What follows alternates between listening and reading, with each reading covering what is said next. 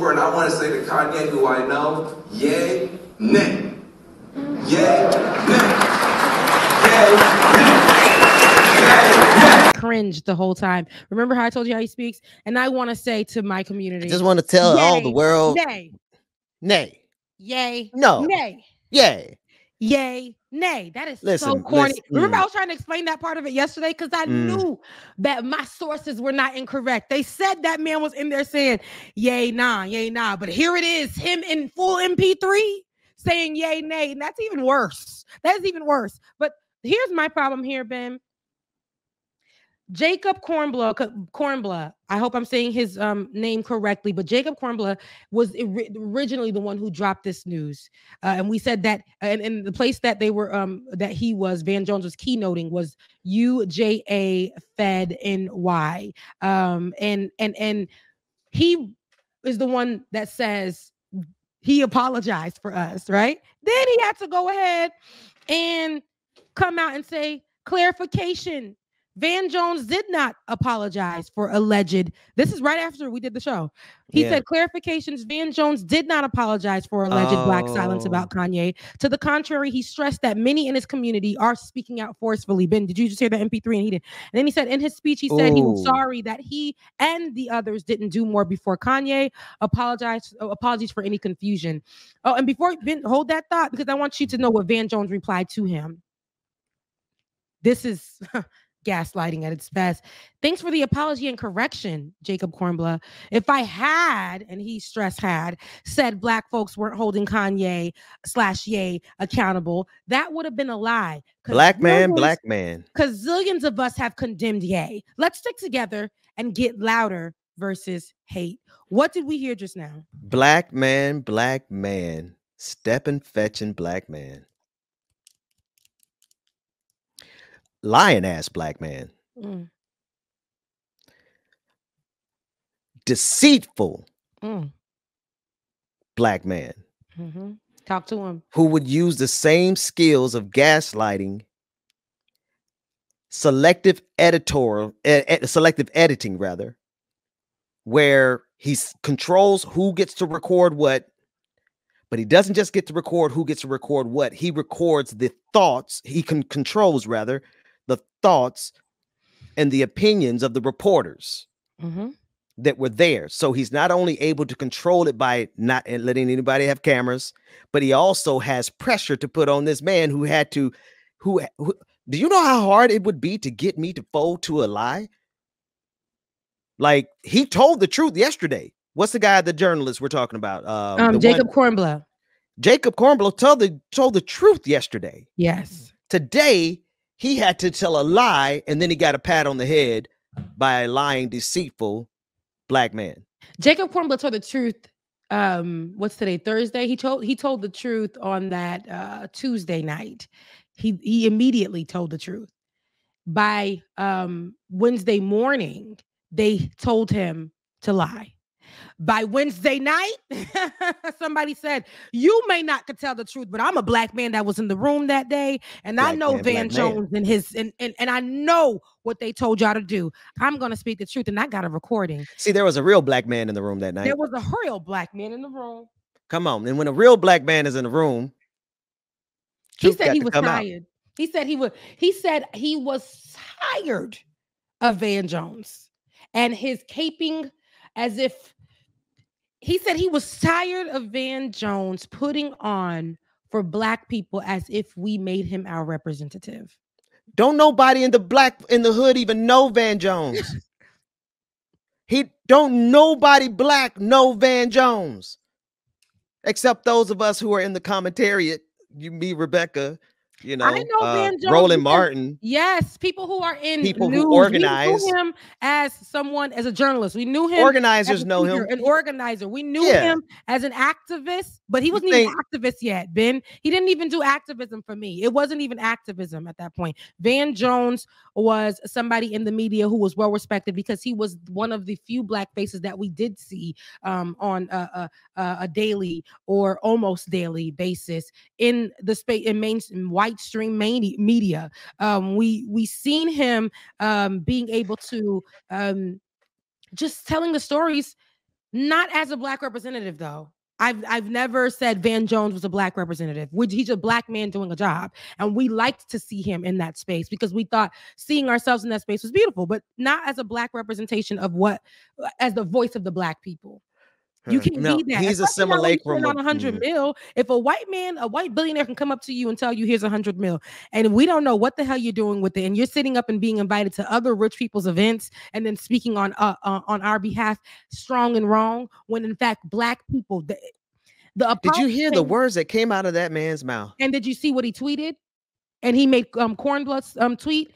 And made that man lie. He made that man lie. He said the man actually was saying, in fact, he said, in fact, he actually stated that him and the black community were going hard in the name of, denouncing Kanye West. That's what he said on, and then he literally, can we play the audio so people want to catch up and people want to know? Like, I see people late to the meeting, like, but I got to go. My wife going because they got to get the computer. We down to one computer right now. yeah. Play it real quick, but I got to go after this because I need people to hear how much of a liar he is. Yeah.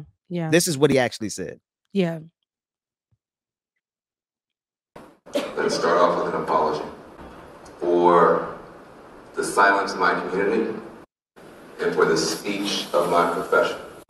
When we were hit as a black community with appalling anti-black bigotry and racism that the whole world saw on a video, we expected and insisted that everyone stand and roar back against that hatred. And people did.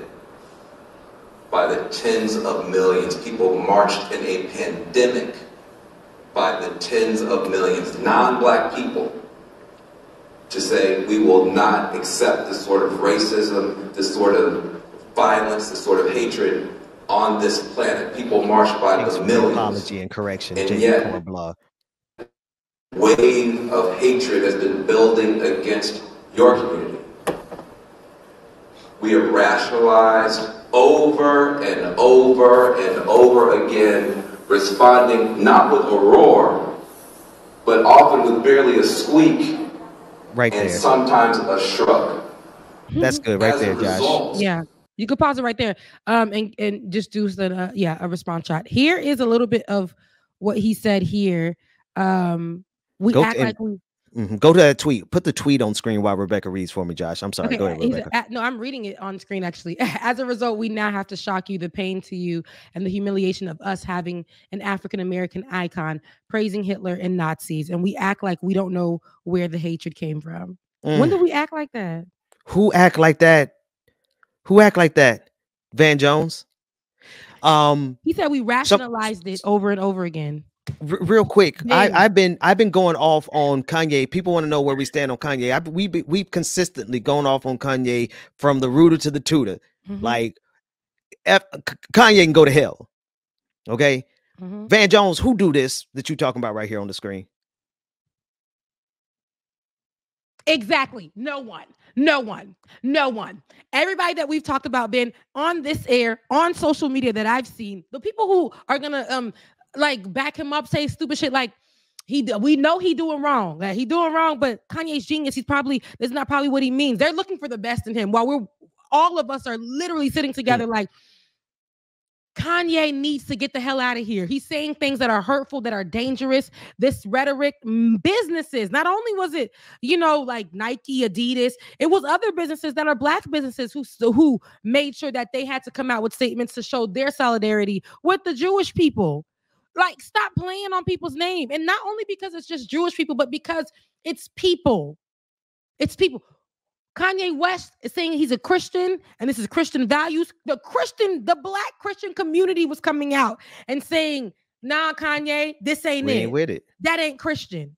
They ain't Christian. It's white nationalist Christian.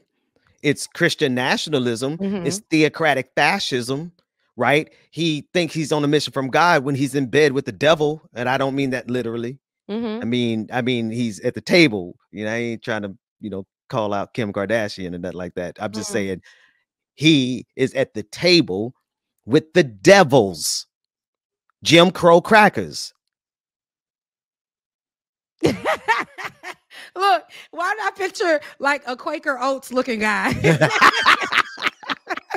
I don't know why I just pictured that. I am like, that's crazy. But no, he is. He's with all those people. Van Jones can't speak for us. Kanye West doesn't speak for us. If you have not seen, and I don't care what you say, not every black person is going to be on board. We are not a monolith. We got some people who going to be in the corner that ain't on the same train as we're on. And we could be on the same train and not agreeing on everything. But one thing I can tell you is that so many black people, so many black publications, so many black media spaces, podcasts, radio, like a lot of different things, a lot of different people, a lot of different platforms have denounced Kanye West and his anti-Semitic statements. Kyrie Irving posted something in some kind of solidarity or some kind of understanding to what Kanye West was saying in some way. And we went off on him for that. And LeBron James was like, listen, you my boy, Kyrie, but we not doing that. Everybody said LeBron James was trash for that. However you feel is how you feel. But even LeBron James was like, hell no. Can I start at one fundamental fact? Can I? Because my wife gonna come in here again and get this computer any second now. Don't nobody black outside of us who work in politics.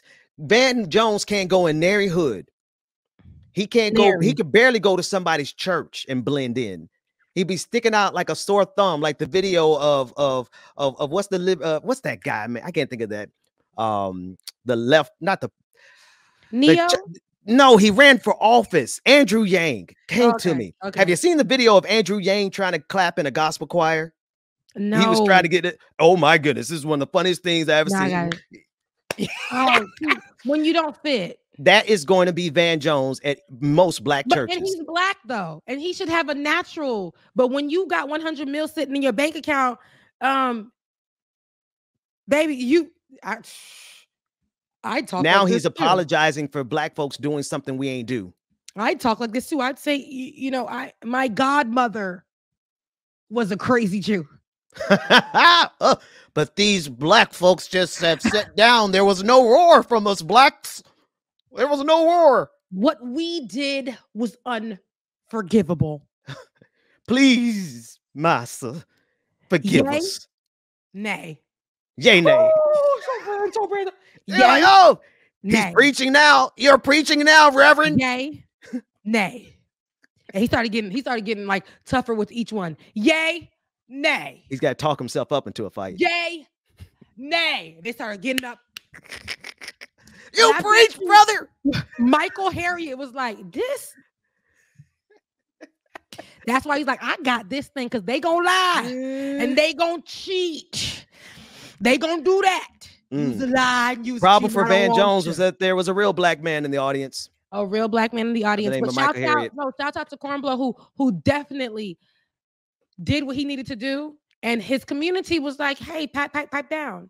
Pipe down. We don't do that. They snatched him up real quick. And they snatched him up. And he said, by that little headpiece, they snatched him right up. And he said, somebody's drama. Rebecca, that is so anti-Semitic. What you just did. No, but they did. They sure did. And they snatched him by the collar. I appreciate him. You know why? Because he started this. He blew the cover on Van Jones. What kind of pressure did they have to put on him to have to turn around today and tell a lie? And that's what I don't like, because they were trying to protect Van Jones. And I don't like that. Van Jones, I know that it was great for the Jewish community to see that somebody was apologizing for black folks, but that isn't true. If that's what that particular community, and I'm not saying all Jewish people, but the ones in that room wanted that to be real, wanted that to be something that was actual and factual. And that, I don't like that. And it's the opposite of what black folks actually did. Exactly. And so we have representation. And I think Cornblood saw that. He's like, that's not true. And I appreciate that. That's why I said we have allies. And it's tough sometimes because you don't want to be against your community or looking, and you're not even against your community. You don't. This is what it looks like when what Van Jones thought he was doing, Cornblow was doing, saying that he wants to protect Black people and wants to protect the Jewish community. Cornblow did that. Cornblow is a brother. Cornblow is invited to the fish fry. Van Jones ass can't even come. Period. I'll invite him because he did that, and then he allowed that Black journalist to sit back and watch and see how that was going to play out. And when that Black journalist came to protect Cornblow in a way and say, "Hey, Cornblow, you do not have to back down from this. I was there, and here's the truth." Him on the head like a good boy. Thank you for correcting yourself. That's some sociopathy. Van Jones is not for us. I don't care what amount of good stuff. I might be shooting myself in the foot because I'd be looking for opportunities to work professionally in these fields sometimes. And he got a lot of names, a lot of companies, a lot of people affiliated with him. So I'm not doing myself a favor by saying this, but that type of behavior, that type of gaslighting, that type of distortion of truth, that type of selective editing is equivalent to what Fox News does to their audience on a regular basis. So therefore, I cannot conclude that he is a good person for us Black folks, maybe for the progressive movement, because there's a difference. The progressive movement might be blessed because of Van Jones, but Black folks, not the way he just lied on us just there. Just right there. Not only did he lie on us, we had two allies in the room, and one from the Jewish community and one from the of our community, the African American community, or the Black community, I should say. And I love that when that man was like, "Oh, Van Jones, guys, the Black community, I know you guys didn't do what he said you're doing, so I'm just gonna put this out here." And the Jewish folks said, "You need to get out of Black folks' business." That Black man said, "Yep." And as he steps back, I'm gonna go ahead and support him because he is a journalist or whoever he is, and we will not diminish his character, his work. And I'm gonna come here, I'm gonna back him up as the Black man in the room. Michael here Harriet is the MP3. He said he didn't catch him in 4K. He caught him in MP3 audio file. Well, ask Michael Bloomberg about an MP3. Oh, Ben, yeah. It was coming. I was going to bring it up somehow. Ben knows. He knows his way around an MP3 audio and how it could definitely put you on blast and show the truth. We know a voice.